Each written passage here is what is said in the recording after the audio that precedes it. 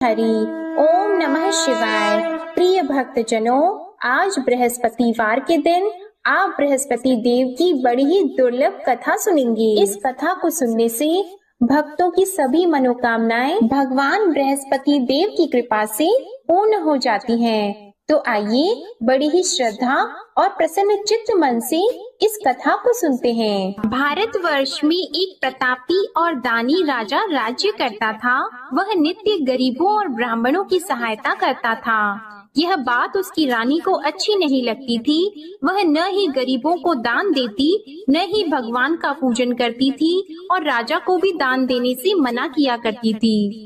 एक दिन राजा शिकार खेलने वन को गए हुए थे, तो रानी महल में अकेली थी। उसी समय बृहस्पति देव साधु वेश में राजा के महल में भिक्षा लेने के लिए गए और भिक्षा मांगी, तो रानी ने भिक्षा देने से इनकार कर दिया और कहा, हे साधु महाराज, मैं तो दान पुण्य से तंग आ गई हूँ। मेरा पति सारा धन लुटाते रहते हैं। मेरी इच्छा है कि हमारा धन नष्ट हो जाए, फिर न रहेगा बांस, न बजेगी बांसुरी। साधु ने कहा, देवी तुम तो बड़ी विचित्र हो। धन संतान तो सभी चाहते हैं, पुत्र और लक्ष्मी तो पापी के घर भी होने चाहिए। यदि तुम्हारे पास अधिक धन है तो भूखों को भोजन दो, प्यासों के लिए प्याऊ बनवाओ, मुसाफिरों के लिए धर्मशालाएं खुलवाओ।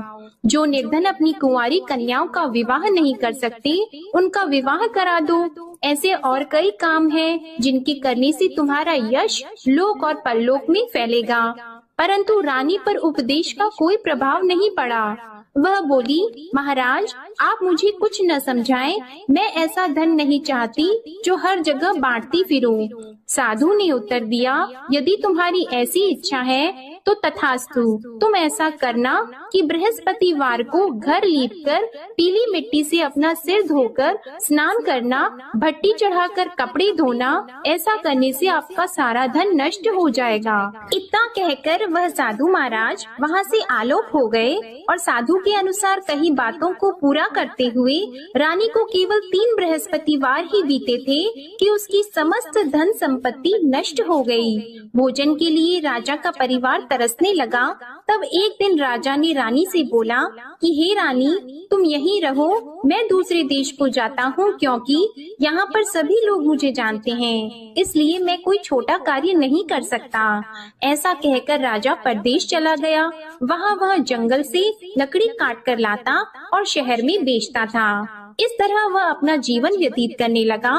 इधर राजा के परदेश जाते ही रानी और दासी दुखी रहने लगी। एक बार जब रानी और दासी को 7 दिन तक बिना भोजन के रहना पड़ा, तो रानी ने अपनी दासी से कहा, हे दासी, पास ही के नगर में मेरी बहन रहती है, वह बड़ी धनवान है।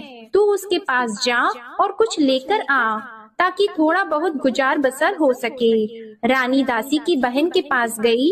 उस दिन गुरुवार था और रानी की बहन उस समय बृहस्पतिवार व्रत की कथा सुन रही थी। दासी ने रानी की बहन को अपनी रानी का संदेश दिया, लेकिन रानी की बड़ी बहन ने कोई उत्तर नहीं दिया।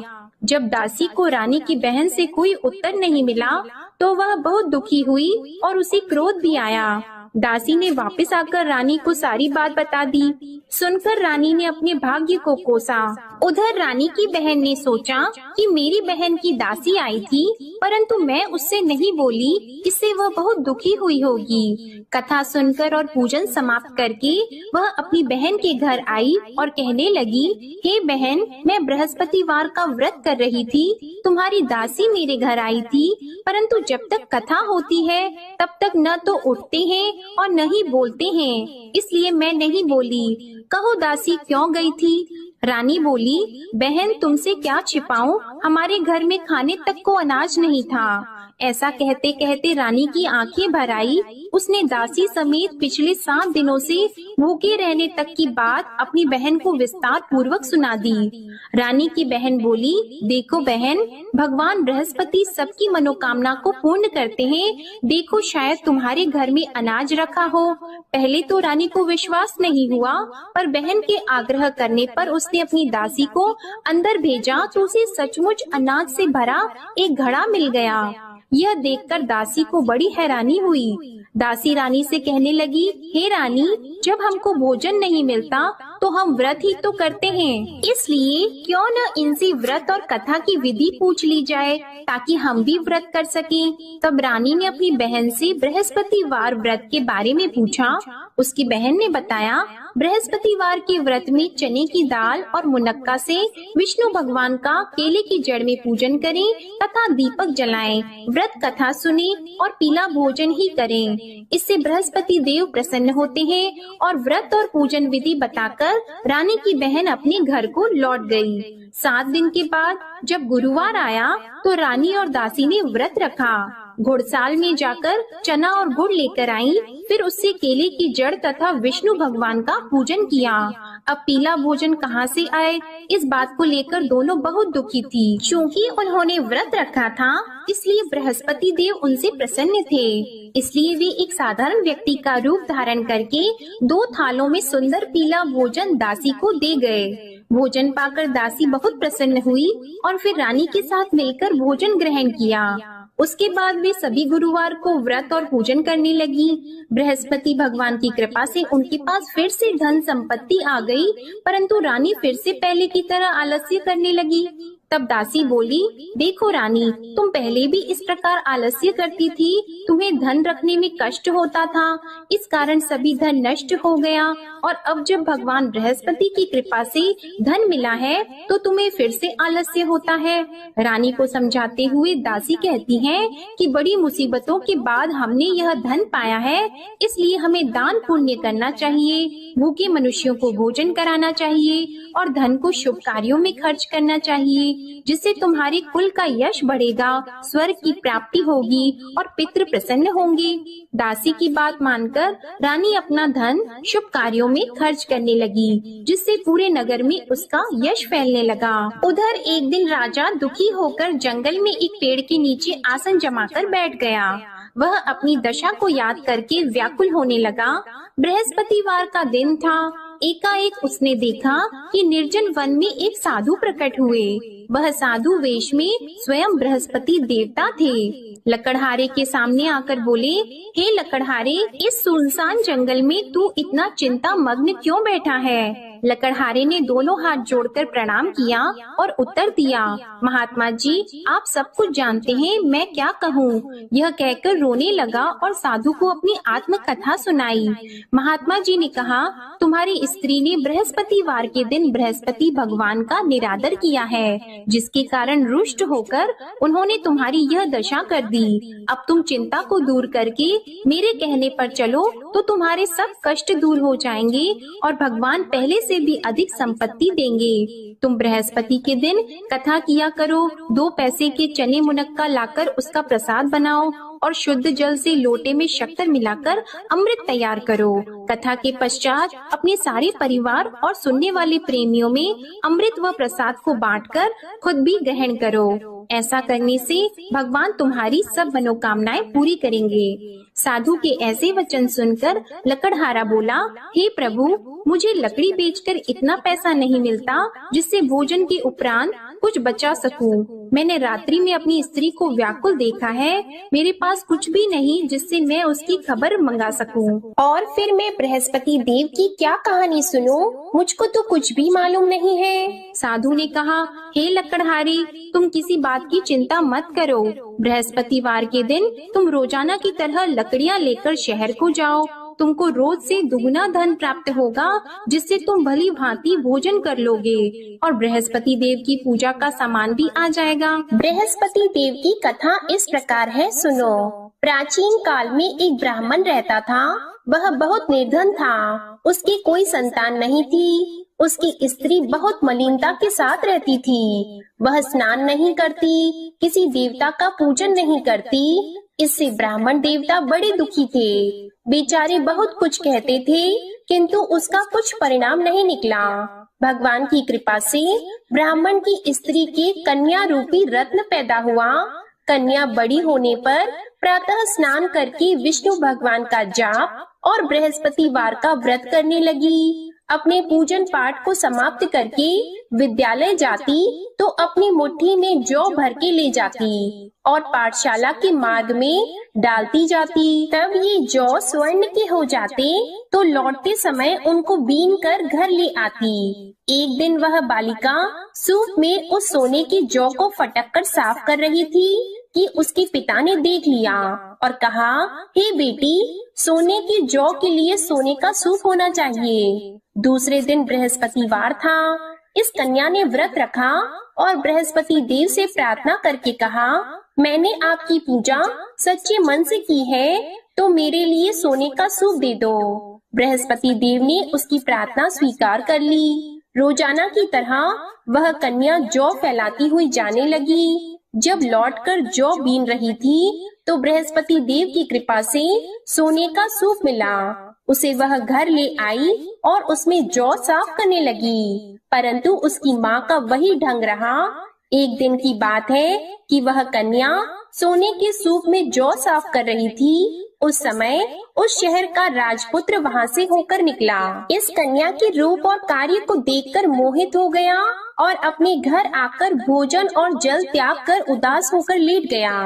राजा को इस बात का पता लगा तो अपने प्रधानमंत्री के साथ उसके पास गए और बोले, हे बेटा, तुम्हें किस बात का कष्ट है? किसी ने तुम्हारा अपमान किया है अथवा और कोई कारण हो सो कहो, मैं वही कार्य करूँगा जिससे तुम्हें प्रसन्नता हो। अपने पिता की राजकुमार ने बातें सुनी तो वह बोला, मुझे आपकी कृपा से किसी बात का दुख नहीं है। किसी ने मेरा अपमान नहीं किया है, परंतु मैं उस लड़की से विवाह करना चाहता हूँ जो सोने के सूप में जौ साफ कर रही थी। यह सुनकर राजा आश्चर्य में पड़ गया और बोला, हे बेटा, इस तरह की कन्या का पता तुम ही लगाओ, मैं उसके साथ तेरा विवाह अवश्य ही करवा दूंगा।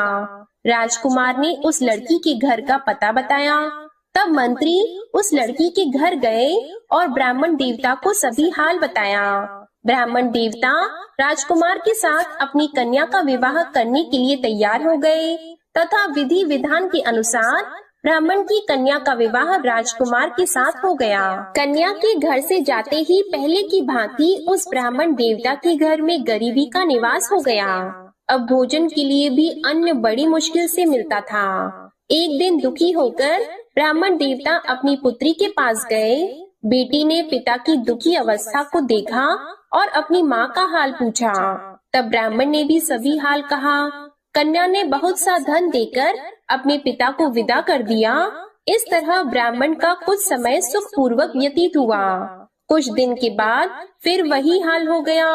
ब्राह्मण फिर अपनी कन्या के यहाँ गया और सारा हाल कहा तो लड़की बोली, हे पिताजी, आप माताजी को यहाँ ले आओ, मैं उन्हें विधि बता दूंगी जिससे उनकी गरीबी दूर हो जाए। वह ब्राह्मण देवता अपनी स्त्री को साथ लेकर पहुँचे तो अपनी माँ को समझाने लगी कि हे माँ, तुम प्रातः काल प्रथम स्नान आदि करके विष्णु भगवान का पूजन करो तो सब दरिद्रता दूर हो जाएगी। परंतु उसकी माँ ने एक भी बात नहीं मानी और प्रातः काल उठकर अपनी पुत्री के बच्चों की झूठन को खा लिया। इससे उसकी पुत्री को भी बहुत गुस्सा आया। उसने एक रात को एक कोठरी से सारा सामान निकाल दिया और अपनी माँ को उसमें बंद कर दिया। प्रातः उसमें से उसे निकाला तो स्नान आदि करा के पूजा पाठ करवाया तो उसकी माँ की बुद्धि ठीक हो गई। इसके बाद वह नियम से पूजा पाठ करती और प्रत्येक बृहस्पतिवार को व्रत रखने लगी। इस व्रत के प्रभाव से उसकी माता और पिता बहुत ही धनवान और पुत्रवान हो गए और बृहस्पति देवता के प्रभाव से इस लोक के सुख को भोगकर अंत में स्वर्ग को प्राप्त हुए। इस तरह कहानी कहकर साधु देवता वहाँ से अंतर्ध्यान हो गए। धीरे धीरे समय व्यतीत होने पर फिर वही बृहस्पतिवार का दिन आया। लकड़हारा जंगल से लकड़ी काटकर किसी शहर में बेचने गया। उसे उस दिन और दिन से अधिक पैसा मिला। राजा ने चना गुड़ आदि लाकर गुरुवार का व्रत किया। उस दिन से उसके सभी क्लेश दूर हो गए। परंतु जब दोबारा गुरुवार का दिन आया तो बृहस्पतिवार का व्रत करना भूल गया। इस कारण बृहस्पति भगवान नाराज हो गए। उस दिन उस नगर के राजा ने विशाल यज्ञ का आयोजन किया था तथा शहर में ये घोषणा करा दी कि कोई भी मनुष्य अपने घर में भोजन न बनवाए, न आग जलाए। समस्त जनता मेरे यहाँ भोजन करने आए। इस आज्ञा को जो न मानेगा उसे फांसी की सजा दी जाएगी। इस तरह की घोषणा संपूर्ण नगर में करवा दी गई। राजा की आज्ञा के अनुसार शहर के सभी लोग भोजन करने गए, लेकिन लकड़हारा कुछ देर से पहुँचा, इसलिए राजा उसको अपने साथ घर लेके गए और ले जाकर भोजन करा रहे थे तो रानी की दृष्टि उस खूंटी पर पड़ी जिस पर उसका हार लटका हुआ था। वह वहाँ पर दिखाई नहीं दिया। रानी ने निश्चय किया कि मेरा हार इस मनुष्य ने चुरा लिया है। उसी समय सिपाहियों को बुलाकर उसको कारागार में डलवा दिया। जब लकड़हारा कारागार में पड़ गया और बहुत दुखी होकर विचार करने लगा कि न जाने कौन से पूर्व जन्म के कर्म से मुझे यह दुख प्राप्त हुआ है, और उसी साधु को याद करने लगा जो कि जंगल में मिला था। उसी समय तत्काल बृहस्पति देव साधु के रूप में प्रकट हुए और उसकी दशा को देखकर कहने लगे, अरे मूर्ख, तूने बृहस्पति देव की कथा नहीं करी, इस कारण तुझे दुख प्राप्त हुआ है। अब चिंता मत कर, बृहस्पतिवार के दिन कारागार के दरवाजे पर 4 पैसे पड़े मिलेंगे, उनसे तू बृहस्पति देव की पूजा करना, तेरे सभी कष्ट दूर हो जाएंगे। बृहस्पतिवार के दिन उसे 4 पैसे मिले। लकड़हारे ने कथा कही। उसी रात्रि को बृहस्पति देव ने उस नगर के राजा को स्वप्न में कहा, हे राजा, तुमने जिस आदमी को कारागार में बंद कर दिया है वह निर्दोष है, वह राजा है, उसे छोड़ देना। रानी का हार उसी खूंटी पर लटका है, अगर तू ऐसा नहीं करेगा तो मैं तेरे राज्य को नष्ट कर दूंगा। इस तरह रात्रि के स्वप्न को देखकर राजा प्रातः काल उठा और खूंटी पर हार देखकर लकड़हारे को बुलाकर क्षमा मांगी और लकड़हारे को योग्य सुंदर वस्त्र आभूषण देकर विदा कर दिया। बृहस्पति देव की आज्ञा के अनुसार लकड़हारा अपने नगर को चल दिया। राजा जब अपने नगर के निकट पहुंचा तो उसे बड़ा आश्चर्य हुआ। नगर में पहले से अधिक बाग, तालाब, कुएं तथा बहुत सी धर्मशाला, मंदिर आदि बन गई हैं। राजा ने पूछा, यह किसका बाग और धर्मशाला है? तब नगर के सब लोग कहने लगे, यह सब रानी और बंदी के हैं। तो राजा को आश्चर्य हुआ और गुस्सा भी आया। जब रानी ने यह खबर सुनी कि राजा आ रहे हैं तो उन्होंने दासी से कहा, हे दासी, देख राजा हमको कितनी बुरी हालत में छोड़ गए थे। हमारी ऐसी हालत देखकर वह लौट न जाएं, इसलिए तू दरवाजे पर खड़ी हो जा। आज्ञा के अनुसार दासी दरवाजे पर खड़ी हो गई। राजा आए तो उन्हें अपने साथ लेकर आई। तब राजा ने क्रोध करके अपनी रानी से पूछा कि यह धन तुम्हें कैसे प्राप्त हुआ है? तब उन्होंने कहा, हमें यह सब धन बृहस्पति देव के इस व्रत के प्रभाव से प्राप्त हुआ है। राजा ने निश्चय किया कि 7 रोज बाद तो सभी बृहस्पति देव का पूजन करते हैं, परंतु मैं प्रतिदिन दिन में 3 बार कहानी और रोज व्रत किया करूँगा। अब हर समय राजा के दुपट्टे में चने की दाल बंधी रहती और दिन में 3 बार कहानी कहते। एक रोज राजा ने विचार किया कि चलो अपनी बहन के यहाँ हो आवे। इस तरह निश्चय करके राजा घोड़े पर सवार होकर अपनी बहन के यहाँ को चलने लगा। मार्ग में उसने देखा कि कुछ आदमी एक मुर्दे को लिए जा रहे हैं। उन्हें रोककर राजा कहने लगा, अरे भाइयों, मेरी बृहस्पति देव की कथा सुन लो। वे बोले, लो हमारा तो आदमी मर गया है, इसको अपनी कथा की पड़ी है। परंतु कुछ आदमी बोले, अच्छा कहो, हम तुम्हारी कथा भी सुनेंगे। राजा ने दाल निकाली और जब कथा आधी हुई थी कि मुर्दा हिलने लग गया, और जब कथा समाप्त हो गई तो राम राम करके मनुष्य उठकर खड़ा हो गया। आगे मार्ग में उसे एक किसान खेत में हल चलाता मिला तो राजा ने उसे देखकर बोला, अरे भैया, तुम मेरी बृहस्पतिवार की कथा सुन लो। किसान बोला, जब तक मैं तेरी कथा सुनूंगा तब तक 4 हरैया जोत लूंगा। जा अपनी कथा किसी और को सुनाना। इस तरह राजा आगे चलने लगा। राजा के हटते ही बैल पछाड़ खाकर गिर गए और किसान के पेट में बड़ी जोर का दर्द होने लगा। उस समय उसकी माँ रोटी लेकर आई और उसने जब यह देखा तो अपने पुत्र से सब हाल पूछा और बेटे ने सभी हाल कह दिया। तो बुढ़िया दौड़ी दौड़ी उस घुड़सवार के पास गई और उससे बोली कि मैं तेरी कथा सुनूंगी, तू अपनी कथा मेरे खेत पर चलकर ही कहना। राजा ने बुढ़िया के खेत पर जाकर कथा कही, जिसके सुनते ही वह बैल उठकर खड़े हुए तथा किसान के पेट का दर्द भी बंद हो गया। राजा अपनी बहन के घर पहुंचा। बहन ने भाई की खूब मेहमानी की। दूसरे रोज प्रातः काल राजा जगा तो वह देखने लगा कि सब लोग भोजन कर रहे हैं। राजा ने अपनी बहन से कहा, ऐसा कोई मनुष्य है जिसने भोजन नहीं किया हो? मेरे बृहस्पतिवार की कथा सुन ले। बहन बोली, हे भैया, यह देश ऐसा है कि पहले यहाँ लोग भोजन करते हैं, बाद में अन्य काम करते हैं। अगर कोई पड़ोस में हो तो देख आऊं। वह ऐसा कहकर देखने चली गई, परंतु उसे कोई ऐसा व्यक्ति नहीं मिला जिसने भोजन न किया हो।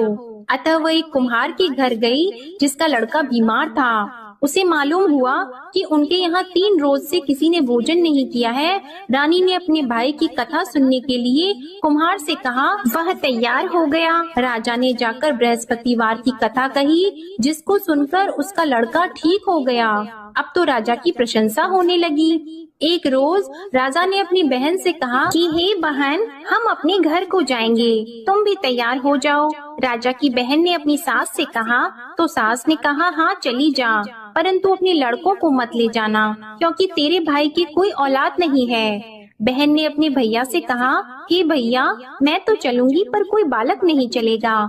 तो राजा बोला, जब कोई बालक नहीं चलेगा तब तुम ही क्या करोगी? बड़े दुखी मन से राजा अपने नगर को लौट आया। राजा ने अपनी रानी से कहा, हम निर्वंशी हैं, हमारा मुंह देखने का धर्म नहीं है और कुछ भोजन आदि नहीं किया है। रानी बोली, हे प्रभु, बृहस्पति देव ने हमें सब कुछ दिया है, वह हमें औलाद अवश्य देंगे। उसी रात को बृहस्पति देव ने राजा से स्वप्न में कहा, हे राजा उठो, सभी सोच त्याग दो, तेरी रानी गर्भ से है। राजा को यह बात सुनकर बड़ी खुशी हुई। 9वें महीने में उसके गर्भ से एक सुंदर पुत्र पैदा हुआ। तब राजा बोला, हे रानी, स्त्री बिना भोजन के रह सकती है, पर बिना कहे नहीं रह सकती। जब मेरी बहन आएगी तुम उससे कुछ मत कहना। रानी ने सुनकर हाँ कर दिया। जब राजा की बहन ने यह शुभ समाचार सुना तो वह बहुत खुश हुई और बधाई लेकर अपने भाई के यहाँ आई। तभी रानी ने कहा, घोड़ा चढ़कर तो नहीं आई है, गधा चढ़कर आई है। राजा की बहन बोली, भाभी, मैं इस प्रकार न कहती तो तुम्हें औलाद कैसे मिलती? बृहस्पति देव ऐसे ही हैं, जैसी जिसके मन में कामनाएं हैं सभी को पूर्ण करते हैं। जो सद्भावना पूर्वक बृहस्पतिवार का व्रत करता है एवं कथा पढ़ता है अथवा सुनता है, दूसरों को सुनाता है, बृहस्पति देव उनकी सभी मनोकामनाएं पूर्ण करते हैं। बृहस्पति देव उनकी सदैव रक्षा करते हैं। जो संसार में सद्भावना और सच्चे हृदय से बृहस्पति देव का पूजन करते हैं, उनकी सभी मनोकामनाएं उसी प्रकार पूर्ण होती हैं, जैसे राजा और रानी ने बृहस्पति देव की कथा का गुणगान किया। उनकी सभी इच्छाएं बृहस्पति देव ने पूर्ण की। मनुष्य को हृदय से उनका मनन करते हुए जयकारा करना चाहिए। तो प्रेम से बोलिए, बृहस्पति देव की जय, विष्णु भगवान की जय, समस्त देवी देवताओं की जय। अब आप भगवान बृहस्पति देव की आरती श्रवण कीजिए। ओम जय बृहस्पति देवा, ओम जय बृहस्पति देवा, छिन छिन भोग लगाऊं कदली फल मेवा। ओम जय बृहस्पति देवा, तुम पूर्ण परमात्मा, तुम अंतर्यामी, जगत पिता जगदीश्वर, तुम सबके स्वामी। ओम जय बृहस्पति देवा, चरणामृत निज निर्मल, सब पातक हरता, सकल मनोरथ दायक, कृपा करो भरता। ओम जय बृहस्पति देवा, तन मन धन अर्पण कर, जो जन शरण पड़े, प्रभु प्रकट तब होकर, आकर द्वार खड़े। ओम जय बृहस्पति देवा, दीन दयाल दयानिधि, भक्तन हितकारी, पाप दोष सब हरता, भव बंधन हारी। ओम जय बृहस्पति देवा सकल मनोरथ दायक सब संशय तारो विषय विकार मिटाओ संतन सुखकारी। ओम जय बृहस्पति देवा जो कोई आरती तेरी प्रेम सहित गावे ज्येष्ठानंद बंद सो निश्चय ही पावे। ओम जय बृहस्पति देवा ओम जय बृहस्पति देवा। प्रेम से बोलिए भगवान बृहस्पति देव की जय। बोलिए भगवान श्री लक्ष्मी नारायण जी की जय।